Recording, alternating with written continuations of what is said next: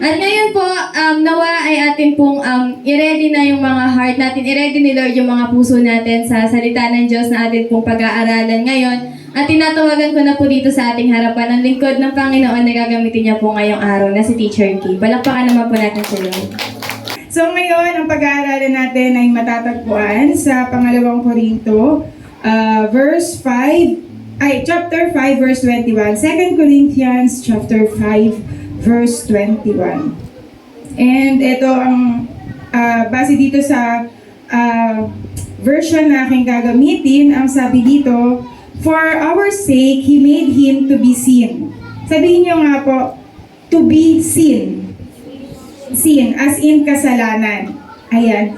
Who knew no sin, so that in Him, we might become the righteousness of God. Tayong lahat ay manalangin. Hallelujah. Pinupuri ka po namin at dinadakila aming Ama, Diyos Amang makapangyarihan sa lahat. Nasa sa iyo po aming Ama ang lahat ng power, ng dominion, ng karunungan. Ikaw po, Panginoon, ang aming nag-iisang source ng tunay na pag-ibig, isang pag-ibig na dalisay, unconditional love. Lord God, and sa umagang ito, kaming lahat ay lumalapit sa inyo. Kami nagpapakumbaba, Panginoon, at anumang pong kabigatan na meron sa aming dibdib, Panginoon, anumang pong mga bagay, negatibong bagay na maaaring makapigil sa amin, na marinig ang iyong mga salita, na maunawaan ang iyong mga salita, Panginoon. Ano man pong mga kasalanan, Panginoon, mga excess baggage, Lord, na aming daladala. Lord, ang lahat ng ito, Panginoon, ay dinadala na po namin sa paanan ng aming Panginoong Jesus. Kami po ay humihingi ng kapatawaran, Lord, sa lahat ng mga naisip, nasabi at nagawa namin na hindi karapat-dapat sa inyo, Lord. Sa umagang to, Lord, humihingi po kami, Lord, ng patnubay mula sa inyo, karunungan mula sa banal na Espiritu upang magkaroon kami ng kaunawaan sa inyong mga salita, sa inyong mga salita na aming pag-aaralan sa araw na ito, Lord. At dalangin namin na ang lahat ng aming matututunan po ay maisabuhay namin at maibahagi sa aming kapwa. Ganun din po, Panginoon, bigyan niyo po ang bawat isa dito ng self-control, O Lord God, at ng pagnanais na marinig ka talaga, na ma-experience ka, na makasama ka, na maramdaman yung presensya mo po, Lord God. Na marinig namin kung ano yung mga nais mo po na aming itama, mga nais mo na aming pagbutihan pa, Lord. Ano pa po yung mga dapat naming i-train, Lord. Training into righteousness, Panginoon. Na marinig namin even the rebuke, Lord, na maaaring masakit, Panginoon. But binibelcome po namin ang lahat ng ito, Panginoon, sapagkat alam po namin na ito, ang iyong mga salita, ang patuloy na magpapalali, magpapatatag sa aming pananampalataya sa aming Panginoon Jesus. Dalangin ko rin po na yung mga kasama namin na hindi nakarating sa araw na to, ma-experience ka rin nila sa araw na to, makausap ka nila, O Lord God, at saan man po sila pumunta, dumako, Lord, ikaw yung kanilang maitaas. Ganon din po sa amin na nandito. Maraming salamat po sa pagmamahal niyo sa amin at ang lahat ng ito ay tinataas namin in the name of Jesus Christ, our Lord and Savior. Amen. Yan, palakpakan po natin ang ating Panginoon. Next slide po. Yan. So, dalawa lang naman yung pinag-aaralan ko. Dalawa lang talaga yung nais ko na ito kasi yung nangyari sa akin, so ito din yung pinagpipray ko na somehow ma-impart sa bawat isa na nandito na unang-una, maunawaan natin yung kahulugan na ang ating Panginoong Hesukristo ay dinala yung ating mga kasalanan at ito ay para sa atin. So ano yung kahulugan nun? Na yung punishment, yung penalty na para sa atin ay kinuha na ng ating Panginoong Jesus. At nais ko rin po maunawaan ng bawat isa, ano nga ba yung katuwiran ng ating Panginoong Diyos, ng ating Diyos Ama. Yan. So yun lang. Kumbaga ma-impart lang to. Pero alam ko, may kanya-kanya tayong lesson. Iba-iba yung dinidil sa atin ng Panginoon. Iba-iba yung kinokorek sa atin ng Panginoon. Iba-iba yung tinitrain sa atin ng Panginoon. So, yun ang dalangin ko na sa araw na to, yung mga nais ng Diyos na mabago sa life natin, yung mga nais ng Diyos na manatili sa buhay natin. Ito yung mangyari, yung purpose ng ating Panginoon. Ayan. So, sa next slide, the Great Exchange. Ayan. Actually, this is just review. Lalo na sa mga nagwa-one-on-one session, baka nasasawa na kayo dito, lalo na sa mga leaders, paulit-ulit nyo itong kinukwento. So, ayun lang. Tapos na yan tayong tapos yung preaching ko kasi kabisado nyo na to. Ayan. So, itong The Great Exchange po, lalo na po sa mga kabataan, actually, familiar na sila dito, I suppose. Ayan. Ano nga ulit yung Great Exchange? Youth! O, diba? Nakakailang one-on-one session na kayo. Dalian na yung Great Exchange. Ayan. Pero, natin siya. Magkakaroon, nung nakaraang 2 weeks or 3 weeks ago, nagkaroon kami ng meeting, yung mga leader, kasi binigyan po kami ng preaching lesson. So, yung preaching lesson kasi, gaya nga po ng nasabi ko sa bawat isa, na although matagal na itong nabigay sa amin ni Teacher Jason, pero tinuturuan pa din niya kami bago namin siya i-share dito. And magkatulungan din lahat ng leader na kung meron siyang input or maaring na ituro sa kanya ng Panginoon, masabi din para magkatulungan yung bawat isa. So, ang magiging next, dun sa series na pinakita ko na nakaraan, naalala nyo, nung nakaraan, pinag-aralan natin yung teachable. Diba? Kasi diba meron tayong the wise son. Yun talaga yung pinapaaral sa amin ni Teacher Jason, yung the wise son. So, yung isang character doon is teachable. Kumusta naman yung mga teachable dito? Masakit ba? Masakit turuan. Kasi hindi kasi tayo familiar dun sa mga ganong klase ng ugali, ganong klase ng mindset. Kaya yung training na pinagdadaanan natin ay hindi ganun kadali. So, yung maging teachable, yung una natin pinag-aralan. So, I think we covered that for 6 topics. So, ngayon, ang next na pag-aaralan natin is ang wise son, ang maging anak ng Diyos. Hindi ka lang teachable or hindi ka lang isang tao na natuturuan, kundi isa ka rin tao na lumalakad sa tuwid na daan. Lumalakad sa katuwiran. Sa katuwiran, hindi base sa katuwiran ng tao, ng society, na inimpose ng individual, pero base sa katuwiran ng ating Diyos. So, ang talagang magiging standard natin ay ang ating Panginoong Diyos. So, yun yung next na magiging topic natin, na ang isang Kristiyano ay righteous. Sabihin nyo nga, righteous. Ayan, matuwid. Sabihin nyo, matuwid. Ayan, kasi dapat pa ulit-ulit natin nire-remind yung sarili natin na kung ang ating Panginoon, as our Father is righteous, so are we. Ayan. So, ngayon, pero maunawaan natin ngayon, matuwid nga ba talaga tayo? So, yan yung mga tanong Bilang isang Kristiyano ngayon na tinanggap mo ang ating Panginoon Diyos, matatawag mo na ba yung sarili mo na matuwid ka? Na pag humarap ka ngayon sa Panginoon, tinanong ka niya, kumusta ka? Masasabi mo pa, eto Lord, matuwid ako. Ayan. Buong tapang mo bang pag may nagtanong sa'yo, matuwid ka ba? Buong tapang ba natin masasabi, oo, matuwid ako. Di ba? Parang nakakaminig. Parang nakakahiya na sabihin, na, bawa, may nagtanong dito, sino dito yung matuwid? Parang nakakahiyang itaas yung kamay kasi bago tayo dumating dito, may mga ginawa tayong hindi nararapat, may mga naisip tayo, may mga sinabi tayo na hindi nararapat sa ating Panginoon. Kaya pag tinanong ka, yun yung mareremind ka Mareremind ka sa kasalanan na, or mga fall short, mga bagay na fall short ka na nagawa mo. Yun. Sa mundo kung saan tayo ay lumalakad sa isang society o sa pattern ng mundo kung saan ang pagiging matuwid ay hindi uso. Na kapag matuwid ka, pagtutulungan ka. Na kapag ikaw yung gumagawa ng tama at hindi ka nakikisama, ikaw yung pagtutulong-tulungan, ikaw yung mali. Sa huli, ikaw pa yung masama kasi hindi ka nakisama. So sa mundo kung saan na ang pagsisinungaling ay parang normal.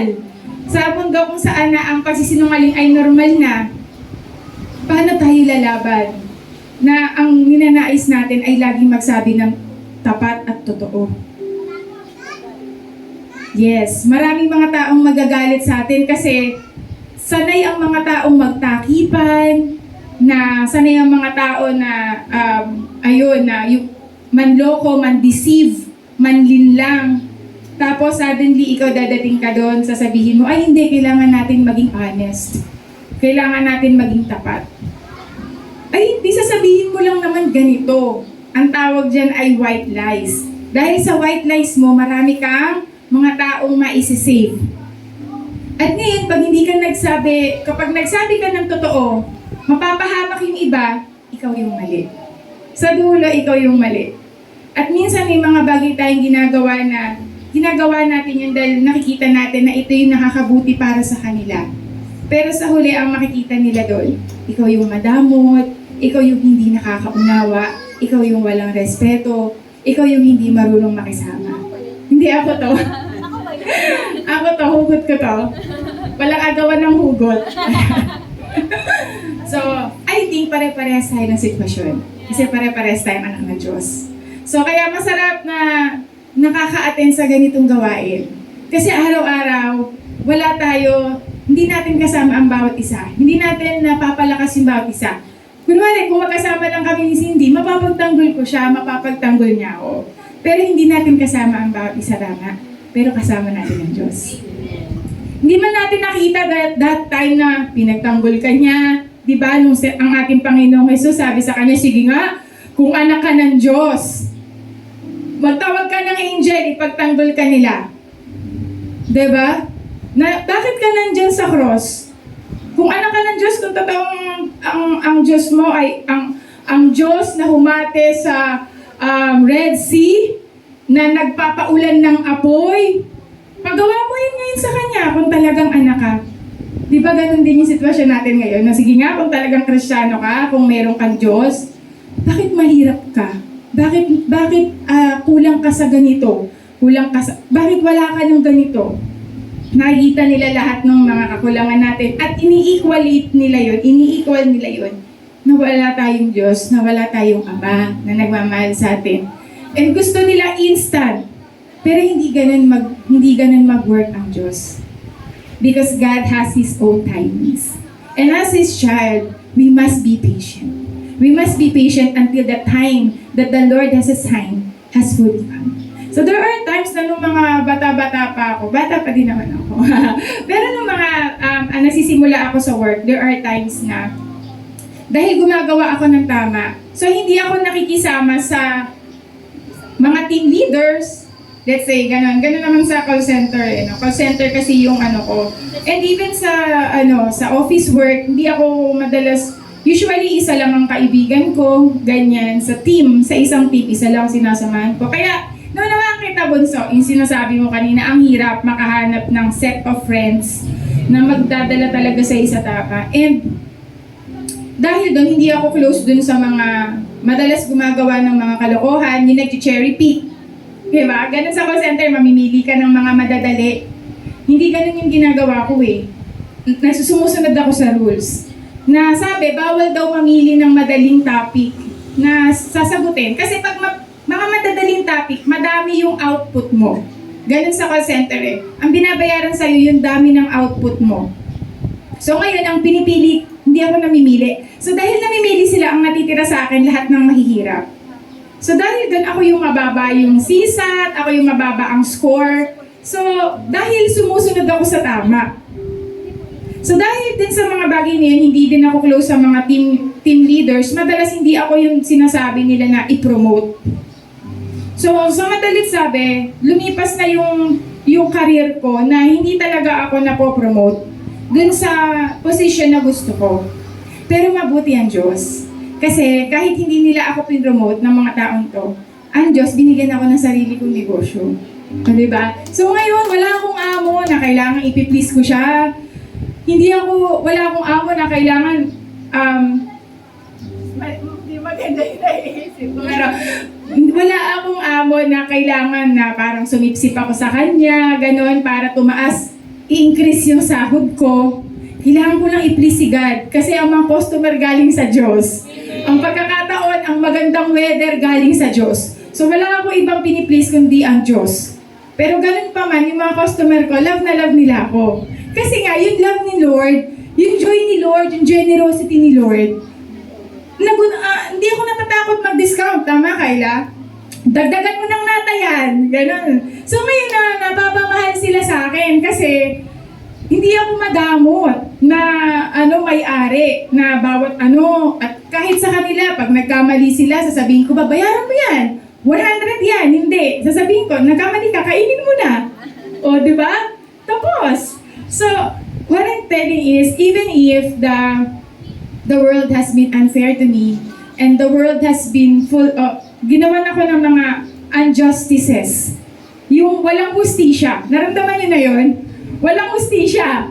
Ito yung deserve ko, hindi ito yung binigay niyo. Pero si God, binigay niya. Actually, binigay ni God yung hindi ko deserve. Kasi more than. Yung binigay ni God, more than sa deserve ko. Kung ang mundo, hindi nila binibigay yung dapat, kahit equal na lang sana ibigay sa akin ng mundo, hindi niya ginagawa. Pero ang Diyos, sinosobrahan niya lagi. Palakpakan naman natin ang Diyos na talagang grabe ang Panginoon na magmahal. So, dati, kailangan ko pang sumipsip na talagang every quarter, nagbibigay ako ng papel sa boss ko na, boss, dagdagan mo naman yung sahod ko. Mamamatay na ako dito sa sahod ko. Hindi na nakakabuhay ng pamilya. Pero hindi ako tinataasan. Kahit dinadagdagan yung trabaho ko, hindi ini-increase yung sahod ko. Pero salamat sa Diyos ngayon, nagpapasahod na ako. Di ba? God is good. Pero hindi siya nangyari dun sa timeline na gusto ko. Nangyari siya sa timeline na gusto ng Panginoon. Hinintay mo na si Kayla, lumaki na that time kasi, bata pa siya. Joke lang. So, thankful ako kay God kasi kaya ako siya na-mention ngayon kasi gusto ko maunawaan ng bawat isa kung gaano ka-faithful, kung gaano kabuti ang Diyos. Siya ay tapat. Unfair siya. Unfair siya sa sarili niya. Sa atin, never siyang naging unfair. Kasi overflowing. Ngayon, kailangan lang natin sumunod. Yun yung mahirap. Mahirap kasi talaga mag-surrender at ibigay yung full trust natin sa ating Panginoon. Ayan, dun sa next slide natin. Ayan, so, ito yung binasa natin na verse. So, sige, sa next slide na. Kasi mayroong ibang version. Yung Tagalog na lang muna. Yan. Sabi dito, kailan may hindi nagkasala si Kristo. So, ang ating Panginoon Diyos, never siyang nagkasala. Diba, si Jesus Christ is 100% man and 100% God. Okay po? Lagi nating tatandaan yan. That Jesus Christ is not a prophet. Hindi siya yung kagaya ng mga ibang propeta na na-defeat niya kasi yung death. So, si Jesus Christ is 100% man and 100% God. But even if He is a man just like you and me, hindi siya nagkasala. Wala kahit isa. Wala siyang sinabi, wala siyang inisip, wala siyang ginawa na hindi nakakalugod sa Panginoon. So, yan ang ating Panginoong Hesus. Pero, alang-alang sa atin, yung mga kasalanan natin, kinuha niya. Halimbawa, mayroong dalawang akusado. Hindi naman siya talaga yung gumawa ng salang pagpatay. Pero sabi niya, ako yung pumatay. Ayun. So, ganun yung nangyari. Wala siyang kasalanan, pero inako niya. Kinuha niya. Kaya, dun sa verse, kung makikita nyo, hindi siya tinawag na sinner. Tama ba? Walang sinabi na Jesus Christ become sinner. Walang ganun. Sinabi, dun sa binasa natin na verse na He knew no sin. Wala siyang alam. Wala siyang ginawang kasalanan, but He made to be sin. Okay? Hindi sinner, but sin. Kasi kailangan maintindihan natin yung difference nun. Kasi yun yung madalas na parang nagiging sa atin ng mga, ibang faith na kasi Jesus Christ is our Lord. Jesus Christ for us is God. Okay po. So madalas yun yung parang sasabi sa atin na bakit niyo tinuturing siya na God? Man siya. So, hindi nila nag-grasp yung divine exchange yung nangyari. And then sabi dito, so that in Him we might become the righteousness of God. So sabi dun sa Tagalog po, sabi dito, para sa pamamagitan niya, sabihin nyo nga, sa pamamagitan niya. Yun. So it's through Jesus Christ. Siya yung way. There's no other way. So, kailangan natin magpasakop sa ating Panginoong Jesus. Kailangan siya yung maging Lord, maging Master natin, para tayo ay maging matuwid ng Diyos. Okay, hindi, it doesn't mean na magiging matuwid tayo sa pamamagitan ng ginagawa natin.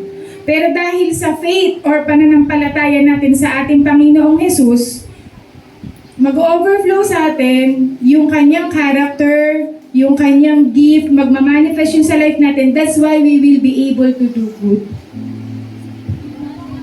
Kikilos siya, ang ating Panginoong Jesus, ang kikilos para sa atin. Kaya sobrang importante na yung divine exchange kasi, hindi siya transactional. Yun.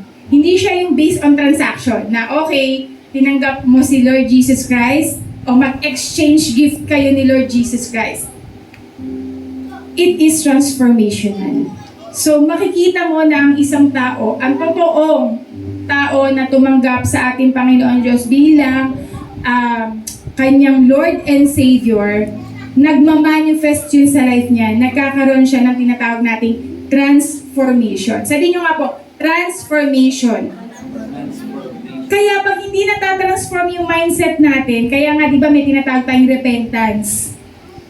So pag hindi natatransform yung mind natin or hindi siya nababago, hindi siya nagiging ayon sa kalooban ng Panginoon, ibig sabihin hindi natin siya talaga tinanggap bilang our Lord and Savior. Yun ang katotohanan nun.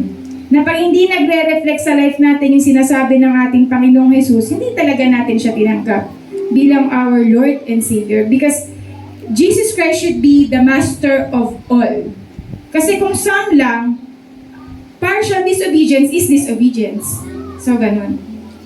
So, sabi dito, sa pamamagitan niya, so it's through our faith, sa pamamagitan ng ating Panginoong Jesus, tayo ay magiging matuwid sa ating Panginoon Diyos, na makakaharap tayo, imposibleng makaharap ang isang tao sa Panginoon nang wala sa equation ng ating Panginoong Jesus, nang hindi siya yung Lord and Master ng isang Kristiyano. So, ang isang Kristiyano, pag sinasabi niya na uma-attend siya ng Bible study, uma-attend siya ng fellowship, nagmi-ministry siya, hindi lang yun yung criteria for judging para masabi mo na isa ka talagang Kristiyano. So, dapat nagmamanifest siya sa buhay mo, na isa sa buhay natin ang salita ng Diyos. Ayan.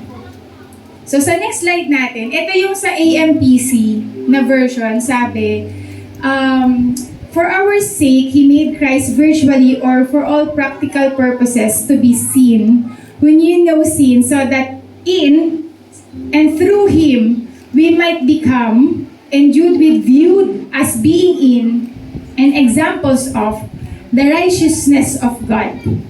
So tayo ay sa pamamagitan ng ating Panginoong Jesus, sa leadership ng ating Panginoong Jesus, Jesus Christ being our Lord and Savior. Sorry, paulit-ulit ko talagang sasabihin na meron lang tayong isang master, hindi yung sarili natin, hindi yung katabi natin, hindi yung nasa paligid natin. We only have one master, one Lord, and that is our Lord Jesus Christ.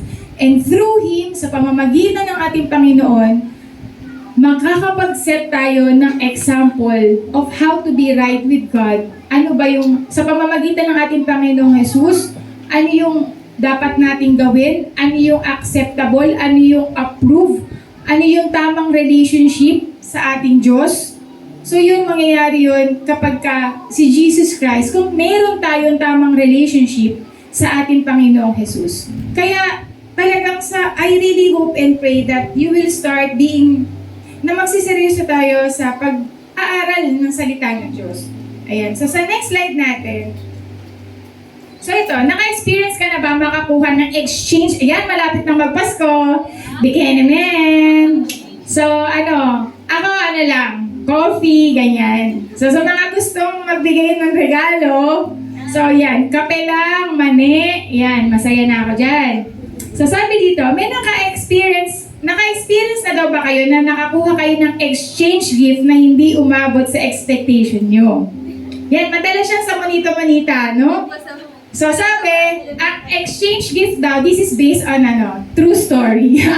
True horror story. So, ang sabi, ang exchange gift daw ay 1,000 pesos. So, ngayon, etong friendship, nakakita siya sa mall ng fan na 1,000 pesos, pero nakasale na siya. Naging, na siya, 500 peso. Ayan, 500 peso. Tanong, bilang isang Kristiyano, usapan 1,000 ng regalo, Tama o mali na yun ang ibigay mo lang? Mali. Walang makakaalam. Secret lang. Promise. Mali, di ba? Nasasabi niyo po ngayon yan kasi Kristiyano kayo.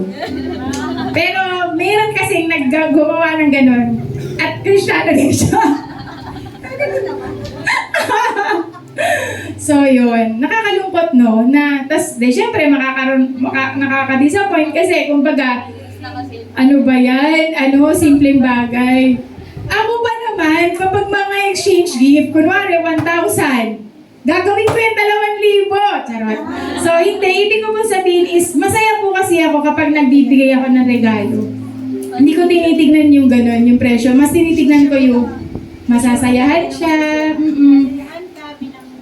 Oo, kaya hirap din talaga ako magbigay ng regalo.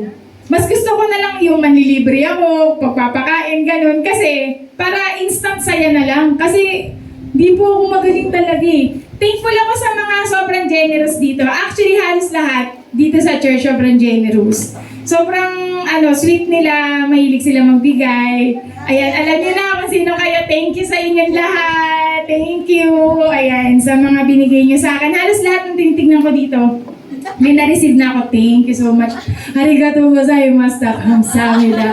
So, thank you po alam niyo, isa yun sa masaya ako na naging proud ako dito naging part ako dito sa church natin kasi yung generosity umaapaw. Lalo na pag Pasko. Yes! Malapit na. Oy, pwede na kayong mag-donate ng something or simpleng promotion. Hindi po, by the way, dahil sa mga nangyayari sa kapaligiran ay gusto ko din naman mag-share ng ganito. Na yearly, yung mga leaders, pero ngayon, kasama na yung volunteers, hopefully by God's grace. Skala mo may budget na yun. Yearly kasi yung mga leaders, baling kami, out of town, ganon. So, pupunta kami ng Singapore, Thailand. Charet! Ayan, so, nag-anoint kami kasi totoo lang, nakaka-bless po yung mga leaders dito. Kasi wala silang bayad. Saan ka nakakita ng mga pastor? Parang hindi uso yun na pastor ka pero wala kang bayad, ganun. Kaya nabibless ako sa mga leaders dito na 4-in-1 ang trabaho. Minsan preacher, presider, kids church, hahayo. Thankful po ako. And gusto ko lang din pong liwanagin dito kasi baka mamaya minsan nami-misinterpret. Unang-una po sa lahat, nag-aaral po talaga kami doon. Promise po, hindi po siya basta nag-enjoy lang kami. Pero kasi, parang time din yun na makapag-enjoy din talaga yung mga leaders kasi nga, they are working and serving at the same time. Karamihan po dito, yung iba nga dito nag-aaral, nagtatrabaho, nagsiserve. O, diba? May mga ganun tayo. So, talagang para sa akin, sometimes kailangan din natin yung a time to pause. Kailangan natin mag-rest. Kasi sila talaga ayaw nilang nagre-rest. Parang masyado silang workaholic. Kaya ako na yung, hop! Bago mag-start ang taon na to, tara na, dagat na tayo. Kasi tingnan nyo, nakapagdagat pa ba kayo? Hindi na. Kasi nga, workaholic. Wala talaga. So gusto ko lang, in relation to that, gusto ko lang munang magpasalamat sa mga leaders. Kasi to be honest po, yung mga leaders ay mga galan namin na nagsiseminar kami, hindi po siya funded ng church. Gusto ko pong maunawaan ng bawat isa na kanya-kanya po kami dun, ng toka. Kung ano yung, wala din po kaming mga kanari, Cindy, ikaw sa ganito ha? Wala po kaming ganun. Basta po bigla na lang kami nagka-come up na, sige, magpapahiram ng sasakyan, kumbaga ikaw na nga nagpahiram ng sasakyan, ikaw pa driver. So minsan nangyayari po sa amin yun. Tapos sila pa magsasagot ng pagkain. Pero kasi po yung generosity ng Panginoon po yung nag-overflow eh. Pwede naman namin sabihin na, bakit nagsaserve tayo sa church? So dahil dyan, dapat ganito, ganyan. Dapat i-treat nyo kami, ganyan. Pero never po namin yung naisip. To be honest, ang lahat ng leaders and volunteers dito, walang ibang gustong gawin kundi bigyan ng church. Kaya thank you kay Lord. Palakpakan nga po natin yung generous God natin. And sobrang makikita din naman po natin kung paano din po kumilos ang Panginoon sa buhay ng lahat ng nagbibigay po dito sa church natin. Pero hindi ko po ito sinasabi para may magbigay or something, hindi ganun. Gusto ko lang din po maunawaan na wala pong involved doon. Kasi ngayon nakikita marami sa government na nilulusta yung pera, ganito, ganyan.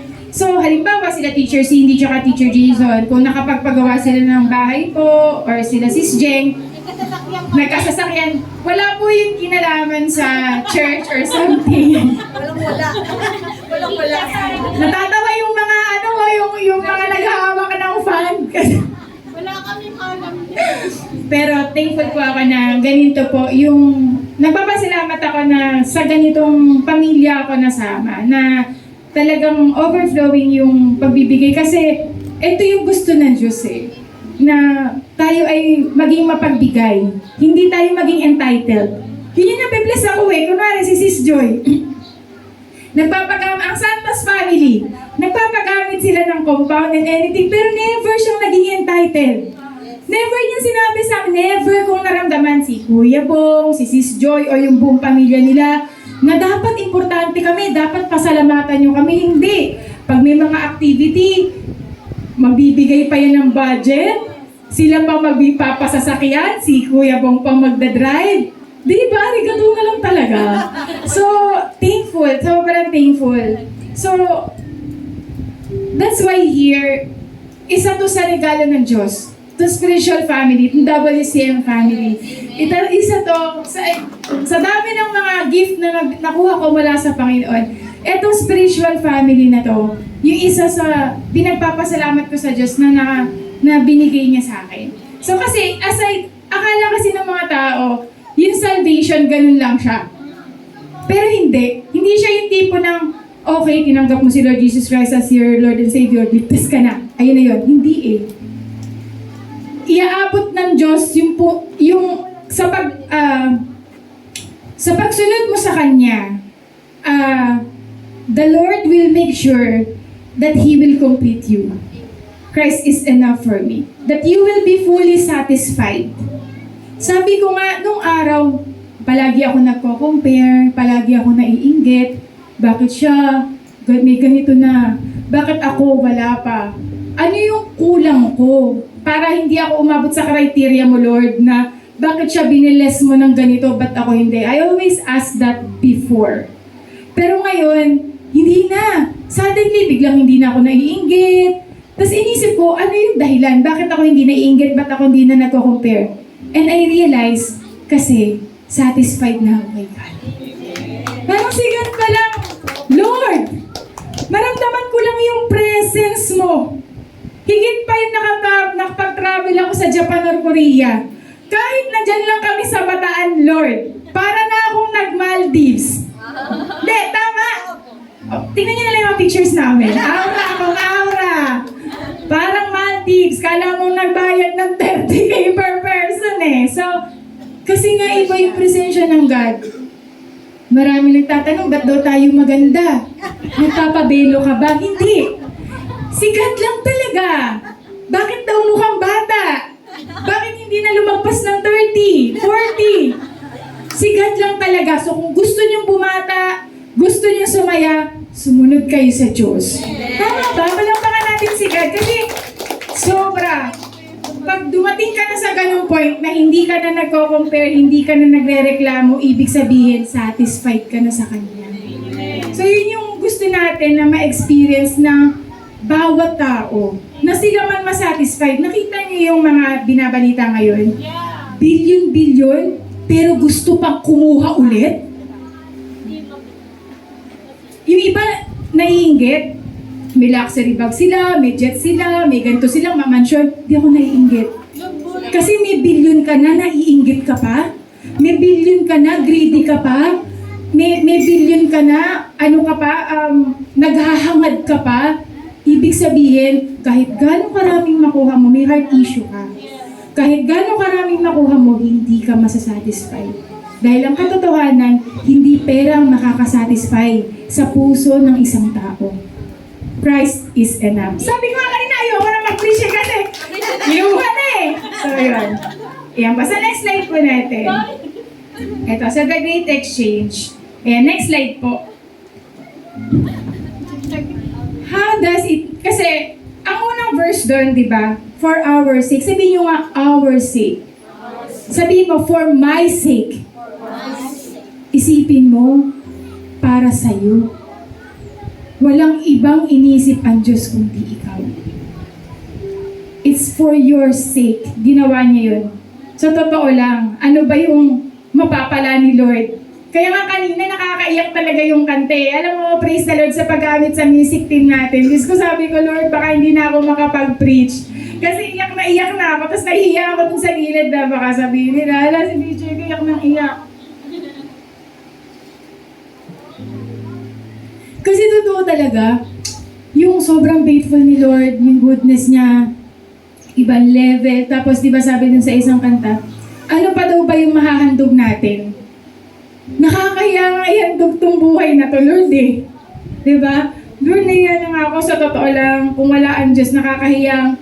Kung hindi ko lang alam na ang Diyos talaga, salita niya to, at ang pagbabasihan ko lang is yung ako, mahihiya talaga ako kasi hindi talaga ako sapat. Pero thank you, Lord, because for my sake, you died for me. Thank you that for my sake, I have forgiveness. So I can forgive. So thank you, Lord, na dahil sa sake ko, you died for me. So yung guilt, yung condemnation, we are always being, lalo tayo mga Kristiyano, lagi sinasabi, Christian ka pa naman. Character assassination, hindi na yan bago sa atin. Na lagi na lang napapansin lahat ng ginagawa, kinikilos natin, hindi na yan bago sa atin. Pero thank you kay Lord Jesus Christ that in Him, we always have forgiveness, we always have, there's no condemnation in Christ na hindi nakabase sa sinasabi ng iba yung identity natin. Kahit sinabi ng ibang tao na, ano ba yan? Napakasama mo, wala kang konsiderasyon, hindi ka marunong makaunawa, pero hindi yan ang sinasabi ng Panginoon sa atin. Our identity is in Christ. So, it makes the difference, knowing that we are in Christ. So, yan. So, sa next slide natin, God did this for you and me. At yung, di ba, pinag-aralan natin dun sa commandments, na ang hugot nun, ang motivation ng commandment is not pahirapan tayo. But the motive and purpose of that is love. So, God demonstrates His own love for us, that while we are still sinners, Christ died for us. So, yan. So, sa next slide natin. Ayan, substitution. Actually, may isang slide ako dito, pero hindi ko na siya ipapakita. Yung isang slide na yon, actually, lagi yun ginagamit namin sa one-on-one session. Itong substitution na to, pinag-aralan namin na dun yun, ng mga youth. Pero I think siguro, pag nakabalik ako sa couples, maganda din na mapag-aralan natin siya. Para ang tawag namin yung mga basic yun. So dito sa substitution, very simple lang naman siya. Pero maraming nahihirapan na i-grasp or yakapin. Jesus Christ never sinned. Pero kinuha niya yung kasalanan natin, siya yung substitute natin. So, Jesus stood in our place. Ganyan magmahal ang Diyos, kaya tayong ipaglaban. Kaya kunin yung kasalanan, yung punishment na meron tayo so that we will receive the reward from God. So, lahat ng kasalanan na ginagawa natin, kaya nakakahiya sa ating Panginoon. Every time we sin, knowing that He is always, na siya yung nagsasubstitute for us. So, that's why if you accepted Jesus Christ as your Lord and Savior, talagang ang kasalanan, tatalikuran mo na. Ayan. So, sa next slide natin, dun sa Isaiah 53, 5-7, diyan sinabi that Jesus Christ was pierced for our transgression. Hindi yun sa kasalanan niya. He was crushed for our iniquities. Pinarusahan siya so that magkakaroon tayo ng kapayapaan. Isipin mo habang pinaparusahan ng ating Panginoon, iniisip niya, kasi para balang araw magkaroon ka ng kapayapaan sa puso mo. Tapos hahayaan mo lang yung isang ginagamit ng kaaway na tanggalin yung kasiyahan sa puso mo, yung kapayapaan sa puso mo. Namatay na nga si Lord Jesus Christ para mapasayo yan eh. So, walang kahit sino ang may deserve na kuhain. Diba? The enemy. Again, it's the enemy. May ginagamit siyang tao. Ipag-pray mo yung ginagamit niya na patuloy na napapagamit sa kaaway. The enemy, he tries to kill, steal, and destroy. Pero lahat ng yun, yung joy mo, yung peace mo, pinaglaban na yun ng Lord para sa'yo eh. So huwag mo kayaan na yung enemy na yun ang kumuha. Sabi dito, we are like sheep gone astray. Napabayaan kasi tayo. At some point, napabayaan tayo. Kaya we need emotional healing. We all have our traumas. We all have emotional, physical, mental na dealings na nagiging dahilan para magkaroon tayo ng heart issues. I'm praying. Ano man yung dinidil sa atin ng Panginoon, I'm praying for healing. For each and every one of us. So sabi dito, He was oppressed. Kinuha niya na nga yung oppression, kinuha niya na yung affliction. Bakit nagpapa-oppress pa tayo sa kaaway? There are sleepless night. Why? Kinuha na nga yun ni Lord eh. Kasi gusto niya makatulog ka ng maayos sa gabi. Gusto niya magkaroon kayo ng maayos na relationship. Relationship sa kapwa, relationship sa asawa, relationship sa anak. Jesus Christ did this for us. Sabi dito, He was led like a lamb to the slaughter. Pwede naman siya, di ba? May choice siya eh. May choice ang ating Panginoong Jesus na, wag, hindi na lang. Hayaan mo na yung mga yan. Pero hindi. While we are still sinners, Jesus Christ died for us. Sabi dito, He did not open His mouth.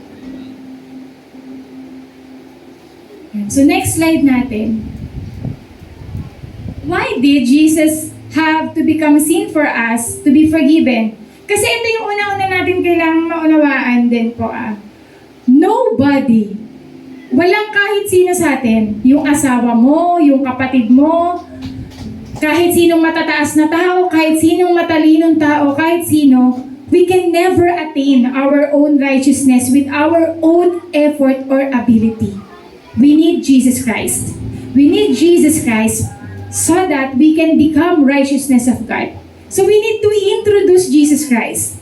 So if ever may point tayo sa life natin, na sa tingin natin nawawala tayo sa tamang landasin ng ating Panginoon, we need Jesus Christ. All the more that we read the Bible, all the more that we pray. And for other people, do not lose hope. Kahit gaano pa yan sa tingin ng ibang tao na hopeless. Walang hopeless case kay Lord Jesus Christ. So, but they need Jesus Christ. Yun. So, that's the reason that they are acting like that, na nagagamit sila ng kaaway, to the point na nagagamit sila ng kaaway para mabad trip ka, magkaroon ka ng negative emotions, because they don't have Jesus. Sila talaga yung oppressed. Di ba yung pinag-aralan natin na nakaraan? Oo, na, yung, di ba? Yung sa mga tinuro sa atin ni Teacher Jason na yung mga akala natin na inaalihan dun sa Bible, pero ang totoo, sa emotions talaga sila ino-oppress ng kaaway. So just imagine how much oppression every day they are dealing. Kaya ginagawa nila yun sa atin. Para damay-damay na to. Para pare-parehas na tayong oppressed. But Jesus Christ will never allow that. Kaya may Holy Spirit, di ba? May lumalaban para sa'yo. Yun yung sinasabi ni Teacher Cindy kanina, may hugot ka, yung mga Word of God. Suddenly, babalik sa'yo ni Lord yung mga promises niya. Ibabalik sa'yo ni Lord lahat ng mga pinagdaanan yung dalawa, pinagtagumpayan yung dalawa. We need Jesus, they need Jesus. So let us share Jesus Christ. So yun. So sa next slide natin, si Jesus Christ, sabi sa Hebrews chapter 4:15, it support etong who knew no sin. For we do not have a high priest who is unable to empathize so with our weaknesses, but we have one who has been tempted in every way, just as we are, yet he did not sin. So ang high priest natin, ang nagre-represent sa atin sa Diyos, ay walang iba kung di ang ating Panginoong Jesus na hindi nagkasala. He is representing us. So, tayo ba, pwede din ba na i-represent natin si Lord Jesus Christ sa kapwa natin bilang ating Panginoong Jesus? And mind you, they will not always appreciate. Representing Jesus Christ, hindi siya laging masaya sa ibang tao. Baka akala nyo, pag nire-represent nyo si Lord Jesus Christ, laging thankful sila. I feel, gumaan loob ko. Yes, there will be may mga ganyang comment, pero hindi lahat ng comment ganyan. Kasi di ba natandaan niyo sa pigs? Nung nakikita nung mga, pagdating ni Jesus Christ, they tremble. In fear, iba-iba yung paraan ng pakiramdam nila. So, ganun din sa kapwa natin. Pwedeng negative, pwedeng positive, pero huwag tayong magsawa na i-share ang ating Panginoong Jesus. Hindi laging kung ano yung naiisip mo na reaction nila, magiging ganun talaga yung reaction nila sa ating Panginoong Jesus. Pero ibabahagi natin lagi ang ating Panginoong Jesus at hindi tayo mahihiya na itaas ang pangalan niya. So, lalo na sa mundo na to, kapag minsan nag-post ka ng, alam mo yun, ng mga word of God or minsan nag-thanksgiving ka, imbis na na-appreciate ng ibang tao, sasabihin pa nila, self-righteous ka, or mayabang ka. Halimbawa, may something good na nangyari sa'yo, thank you Lord. Kasi, nagkabahay ako, nakarating ako sa ganito, nakagraduate ako, may honor ako, pinost mo yan kasi, alam mo yun, sayo mo lang.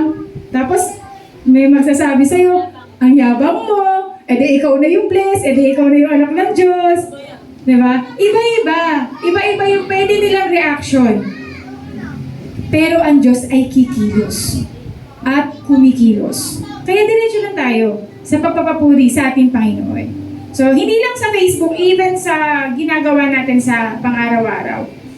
Yan. So, there are times na dahil nagpaparaya ka, aabusuhin ka, na dahil nagsasabi ka ng katotohanan, i-outcast ka. So, there are times like that, na ganun yung reaction. You're making your life bad. Bad light. Oo. Pero sa ating Panginoon, He will always shine like a bright star. Ayan. So next, shine bright like a diamond. Ayan. So why is it important that Jesus was sinless? So sa next slide natin, ito.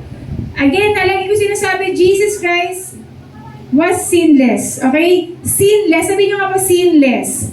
Okay? Wala po siya.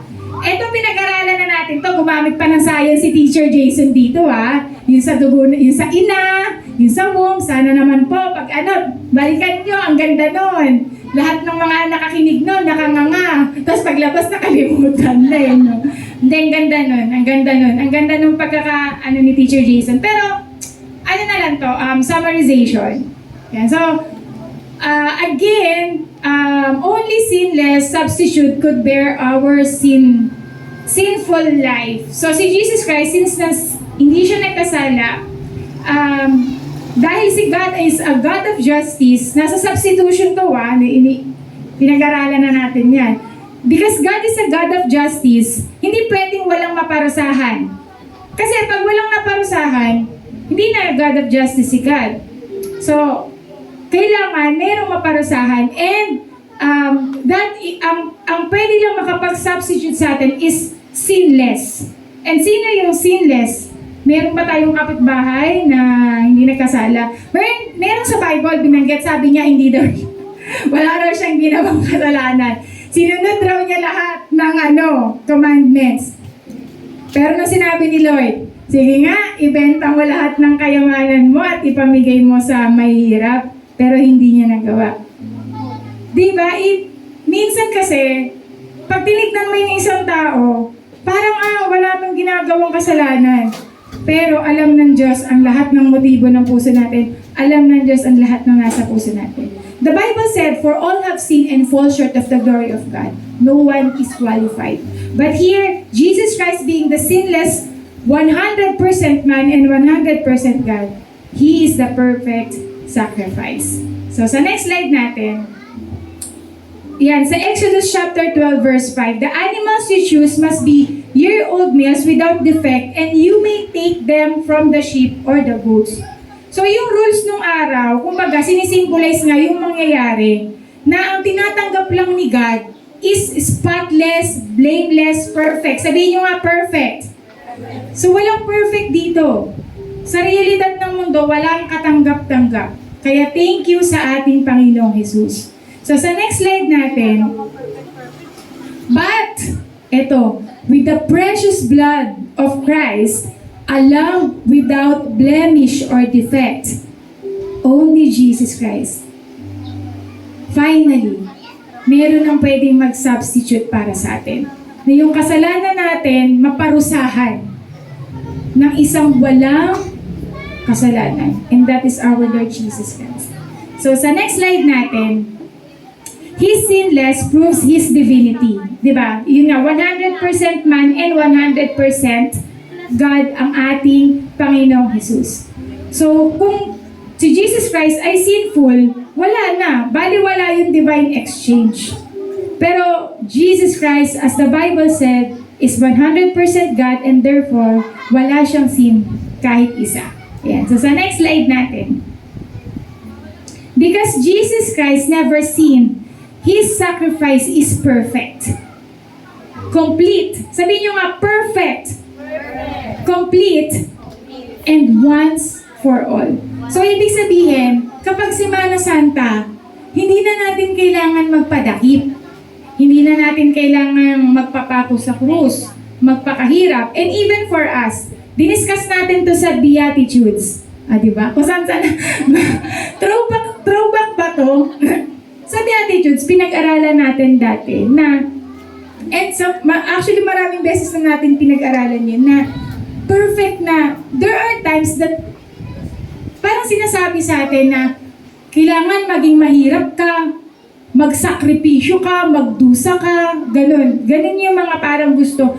Hindi kasi nila nauunawaan yung meaning ng poor in spirit. Diba? Ang poor in spirit is wala kang ibang pwedeng dependahan kundi ang ating Diyos. Ang ganda ng illustration na binigay sa atin ni Teacher Jason na parang kang nakasandal kay God. So, kailangan nating sumandal sa ating Panginoon.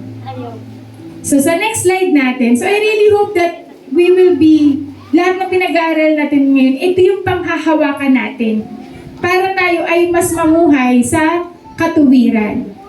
So, sabi sa Hebrews chapter 10, verse 10 to 14, so, dito, makikita natin dito na, ito yung, anong tawag dito? Dito din i-describe yung si Jesus Christ being the perfect sacrifice. So, yan.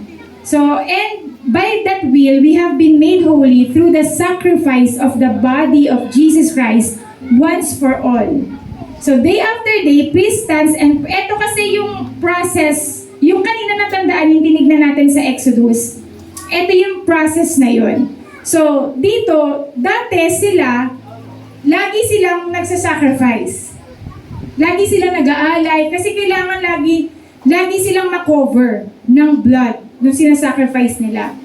Pero ngayon, sa ginawa ng ating Panginoon, hindi na natin kailangan gawin yun.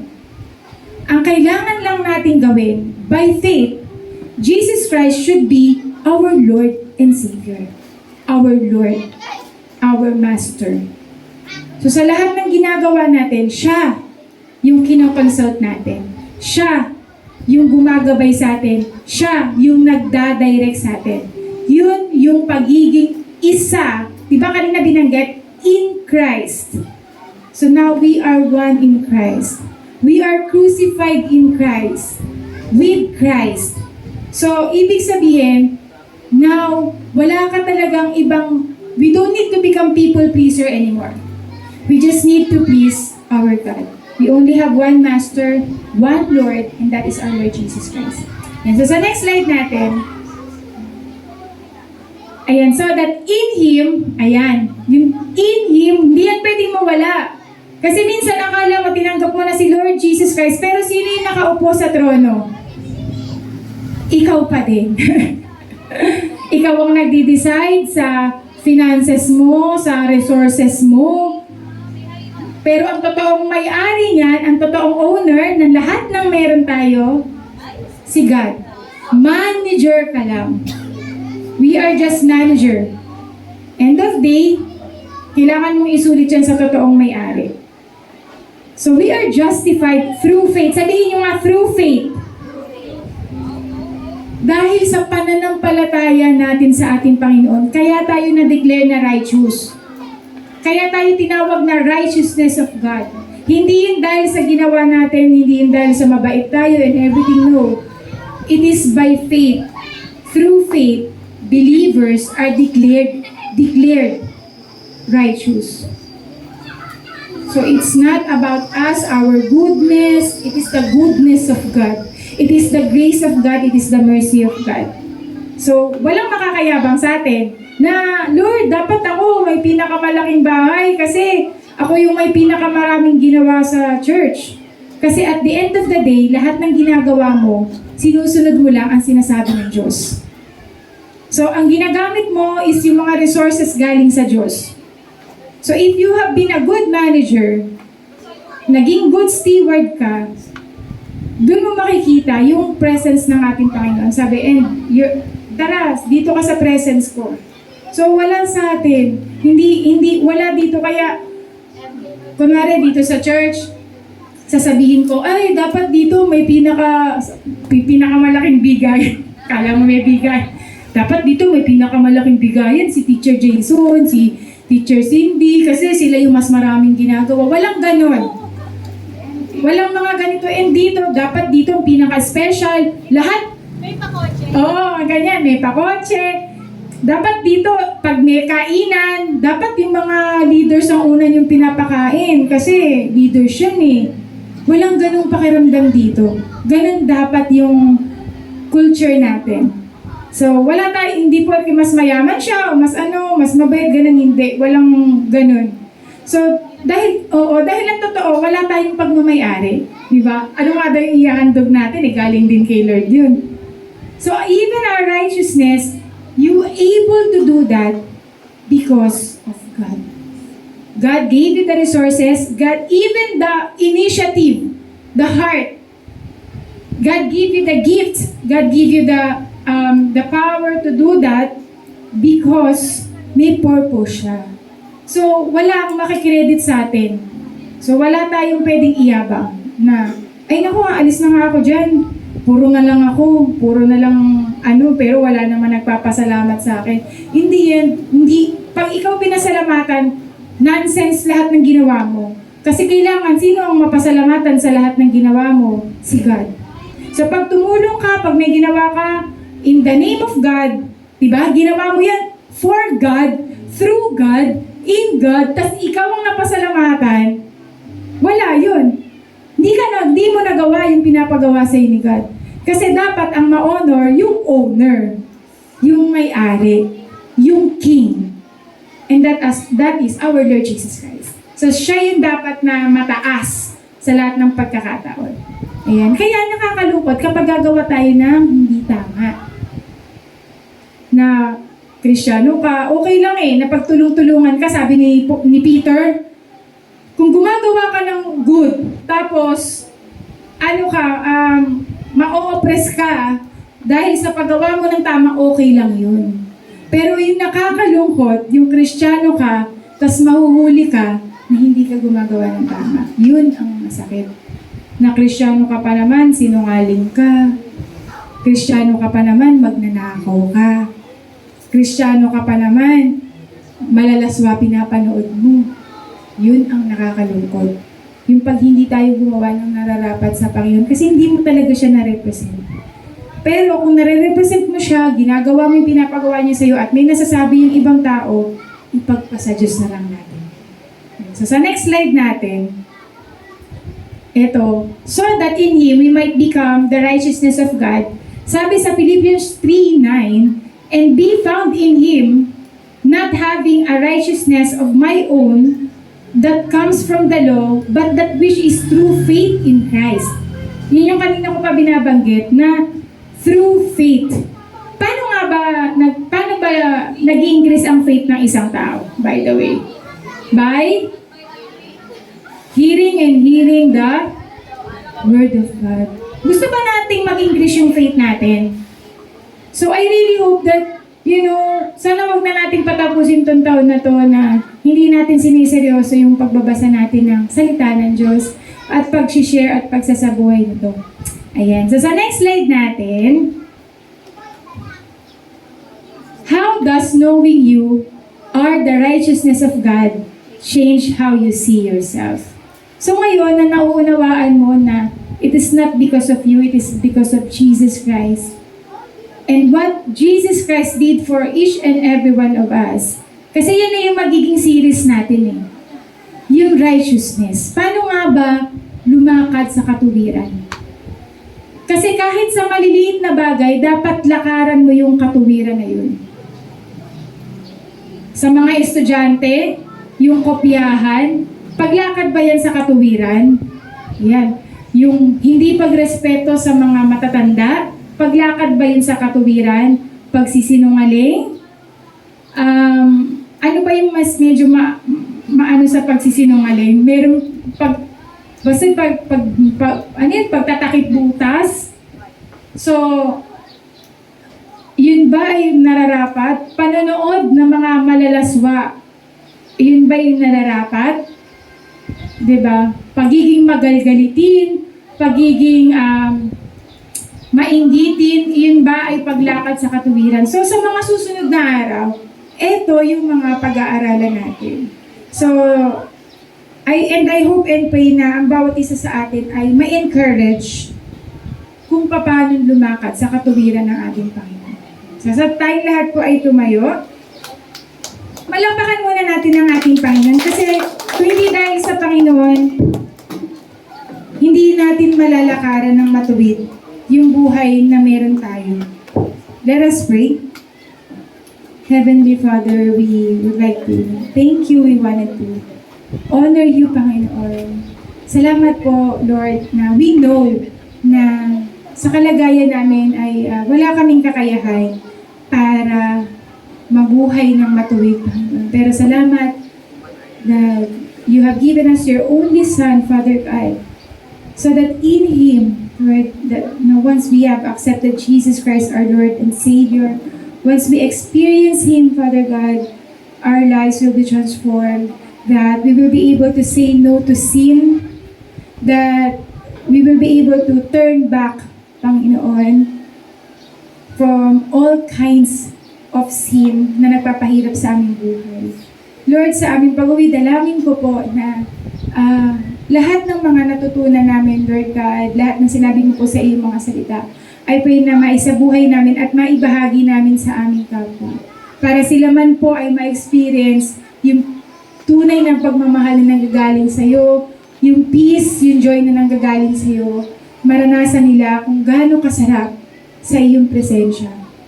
Sa aming pag-uwi, dalangin ko po na ang grace, favor, and protection, Panginoon, ay patuloy na sumama sa amin. manguna sa amin, sa aming pamilya, Panginoon. At nawa sa lahat ng gagawin, Lord, Ikaw yung aming maitaas, at sa lahat ng aming gagawin, Panginoon, ay marinig namin mula sa inyo that we are a good and faithful servant. And Lord, we are praying that the Holy Spirit will continue to equip us, Panginoon, na marinig namin palagi ang mga sinasabi mo, Lord God. At huwag kaming mag-compromise, Lord. Na talagang magkaroon kami ng 100% surrender and 100% obedience po sa inyo, Lord, kung paano binigay niyo din po sa amin ng buong buo ang inyong buhay. Salamat sa pagmamahal, Panginoon. Salamat po sa aming mga spiritual family. Salamat po, Lord, sa mga bagay, Panginoon, na inihanda mo para sa amin sa mga susunod na araw, linggo at buwan. In the name of Jesus Christ, this we all ask and pray. Amen. Thank you po.